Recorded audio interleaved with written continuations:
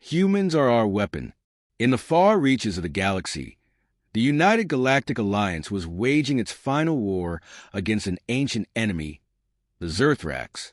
The Zerthrax were a species of hyper-intelligent, biomechanical beings who saw organic life as a cosmic mistake.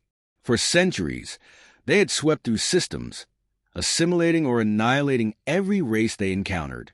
The Alliance's fleets were battered, its planets scorched, and its soldiers demoralized. The Zerthrax were on the verge of victory. But then came the humans. Humans were a relatively new species in the Alliance, barely spacefaring when they were discovered. To many advanced races, they seemed fragile, impulsive, and unremarkable. They lacked the technological genius of the Vral, the psychic prowess of the Alithians, or the durability of the Karvoks. But there was one thing humans had in abundance: adaptability. And now, that was their greatest weapon, the experiment. Deep within the Alliance's last stronghold, a secret project was underway. It was led by Dr. Liara Venn, an Alithian scientist renowned for her groundbreaking work in genetic engineering. She believed humanity held a key to defeating the Zerthrax. "Why humans?"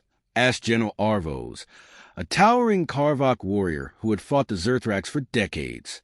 Liara looked at him with her glowing, crystalline eyes. "Because they think in ways no other species does. They innovate under pressure, turn defeat into strategy. Their minds are chaos, and chaos is the one thing the Zerthrax cannot calculate." Arvos grunted but said nothing. He had no choice but to trust her. The project was called Initiative Prometheus. Its goal: to create super soldiers by enhancing human physiology and merging it with experimental technology. The candidates were drawn from Earth's fiercest warriors, thinkers, and survivors, soldiers, engineers, hackers, and even criminals. One of them was Captain Rhea Carter, a former Special Forces operative with a reputation for bending rules and breaking expectations. She was skeptical of the project but had nothing to lose. Her family was gone, her planet in ruins. All she had left was a fight. The first strike, when the Zerthrax attacked a crucial mining colony on the edge of Alliance space, Initiative Prometheus was unleashed. Carter and her squad, now enhanced with neural interfaces, adaptive armor, and combat implants, were dropped behind enemy lines. The Zerthrax expected resistance, predictable, linear resistance. What they got was human ingenuity. Carter's team hacked into a Zerthrax command node, using scavenged enemy tech to turn their drones against them. They weaponized the environment, triggering avalanches and setting ambushes that the Zerthrax could not anticipate. They even broadcast distorted human music, sounds the Zerthrax found incomprehensible and maddening, across enemy channels. In a matter of hours, the tide of battle shifted. The Zerthrax retreated, leaving behind wreckage and confusion, the weapon of chaos. Word of the victory spread. Across the Alliance, humans became a symbol of hope. Their unpredictability, their defiance in the face of overwhelming odds, was something the Zerthrax could neither understand nor counter. But the Zerthrax adapted. They began deploying logic disruptors, devices designed to dampen creativity and induce conformity.